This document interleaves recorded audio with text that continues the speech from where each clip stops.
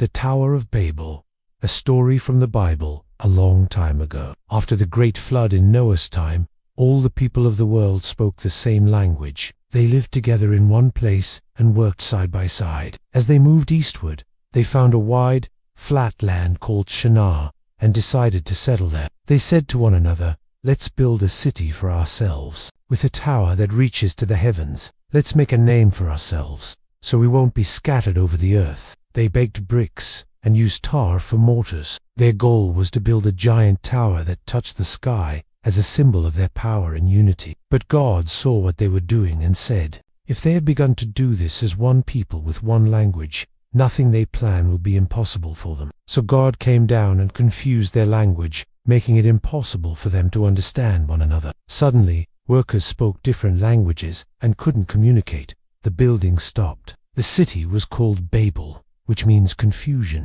because that's where God mixed up their language and scattered them all over the earth. Moral of the story: the Tower of Babel reminds us that pride and trying to reach heaven on our own can lead to confusion and separation. It also explains how people came to speak different languages and live in different places across the world. Please like and subscribe. More Bible stories coming soon.